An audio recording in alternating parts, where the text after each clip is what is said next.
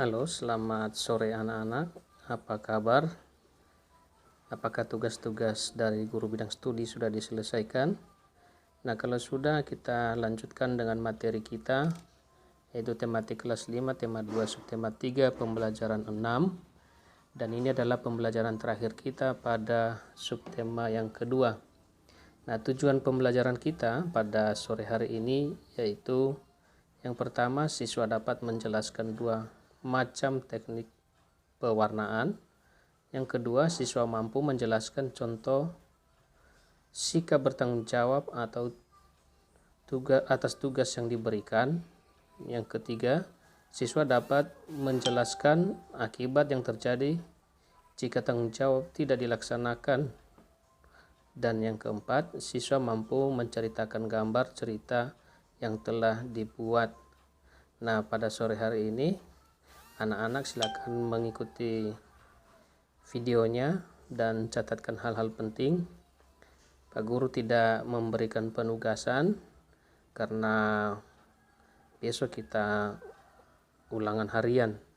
Maka tolonglah ditonton dengan betul dan diambil hal-hal penting di dalam video ini. Sehingga besok anak-anak kami dengan segar, semangat mengikuti ulangan harian. Terima kasih dan selamat sore.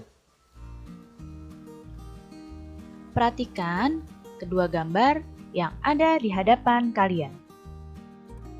Ini adalah gambar yang pertama, dan ini adalah gambar yang kedua. Apa perbedaan yang paling mencolok dari kedua gambar ini? Ya, gambar yang kiri ini gambar yang belum diwarnai atau baru sketsanya. Sedangkan gambar yang kanan adalah gambar yang sudah diwarnai. Jadi perbedaan yang paling mencolok adalah yang satu gambar yang belum diwarnai dan yang satunya lagi gambarnya sudah diwarnai. Agar gambar ilustrasi pada cerita bergambar terlihat lebih indah dan menarik, maka kita perlu mewarnai gambar tersebut.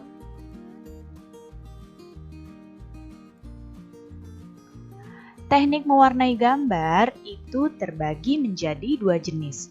Ada teknik kering dan ada teknik basah. Kita akan bahas perbedaan kedua teknik ini. Yang pertama adalah teknik kering. Teknik kering ini biasanya alat mewarna yang digunakan adalah krayon dan pensil warna. Jadi, jika kamu mewarnai dengan menggunakan krayon atau pensil warna, berarti kamu mewarnainya dengan menggunakan teknik kering. Kemudian, tidak memerlukan pengencer. Jadi, ketika kamu menggunakan krayon dan pensil warna, kamu bisa langsung menggunakan kedua alat mewarnai tersebut tanpa perlu digabung lagi dengan air atau minyak. Jadi, langsung dipakai sudah bisa. Tidak memerlukan pengencer. Dan selanjutnya, gambar langsung dibuat di kertas dengan membuat sketsa terlebih dahulu. Nah, gambarnya bisa langsung dibuat di kertas gambar biasa, ya, dengan membuat sketsa menggunakan pensil. Jadi ini adalah mewarnai gambar dengan teknik kering. Nah, lihat di sini, teknik kering, alat mewarnainya yang digunakan adalah pensil warna dan krayon. Serta kertas yang digunakan bisa kertas biasa. Nah, ini adalah contoh mewarnai teknik kering menggunakan pensil warna. Ya, dan ini adalah teknik mewarnai kering dengan menggunakan krayon. Jadi, ketika kamu mewarnai menggunakan pensil warna dan krayon, berarti kamu mewarnai dengan teknik kering. Selanjutnya adalah teknik basah. Nah, kalau teknik basah itu mewarnainya menggunakan cat air atau cat minyak. Ya. Kemudian, dengan teknik basah itu membutuhkan pengencer. Biasanya pengencernya berupa air atau minyak. Untuk apa air atau minyak ini? Air itu digunakan untuk pengencer pada cat air, sedangkan minyak digunakan pada pengencer untuk menggunakan cat minyak. Jadi harus pakai pengencer biar warnanya menjadi lebih bagus. Dan gambar yang dibuat pada kertas yang lebih tebal atau menggunakan kanvas. Di sini ketika menggunakan cat air, itu kertasnya harus lebih tebal dibanding kertas biasa. Karena di dalam cat air itu pewarnanya menggunakan ada kandungan airnya. Jadi jika menggunakan kertas biasa, mungkin kertasnya akan cepat basah. Makanya dibutuhkan kertas yang lebih tebal. Sedangkan pada cat minyak, biasanya menggambarnya menggunakan kanvas.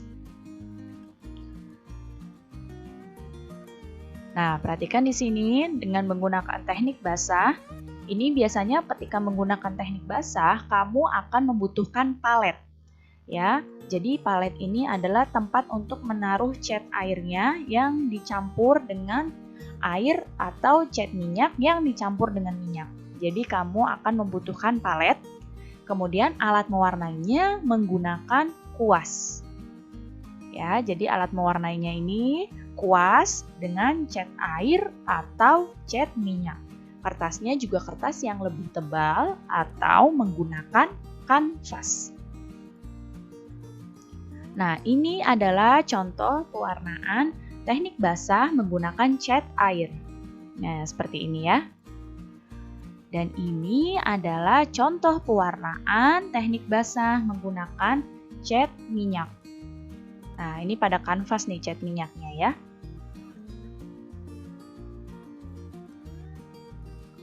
Nah, ini adalah contoh cerita bergambar yang sudah diwarnai. Nah, di sini ada cerita bergambar dengan judul Akibat Tidak Bekerja Sama. Di sini ada anak yang bernama Jaka dan Rudi diberi gambar yang harus diwarnai bersama. Mereka mulai mewarnai, tapi Rudi masih saja bermain. Ketika teman-teman lain sudah selesai mewarnai, mereka berdua belum selesai dan akhirnya Rudi minta maaf pada Jaka dan akhirnya mereka menyelesaikan gambarnya. Nah, perhatikan di sini ada berapa panel? Ya, ada 4 panel gambar. Nah, di sini gambarnya terlihat lebih menarik karena sudah diwarnai.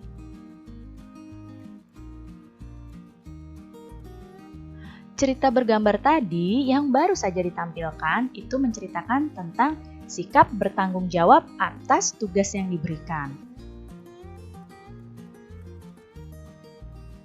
Segala tingkah laku serta perbuatan yang kita lakukan harus dipertanggungjawabkan. Tanggung jawab sendiri merupakan perwujudan kesadaran dalam melaksanakan kewajiban. Nah, di mana saja sih pelaksanaan tanggung jawab itu bisa kita lakukan? Kita harus melakukan tanggung jawab itu, melaksanakan tanggung jawab dimanapun kita berada. Baik di rumah, di sekolah, maupun di masyarakat. Jadi dimanapun kita berada, kita harus melaksanakan kewajiban kita dengan penuh tanggung jawab. Nah, perhatikan di sini, ini adalah contoh tanggung jawab di rumah. Yang pertama, contoh tanggung jawab di rumah adalah membantu pekerjaan rumah orang tua. Kemudian, ikut menjaga kebersihan dan kerapian rumah. Dan contoh tanggung jawab di rumah adalah melaksanakan aturan yang telah dibuat di rumah dengan baik.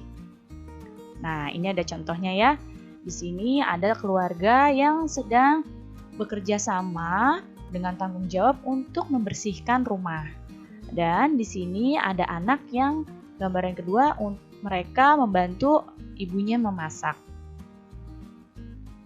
Ini adalah contoh tanggung jawab di rumah.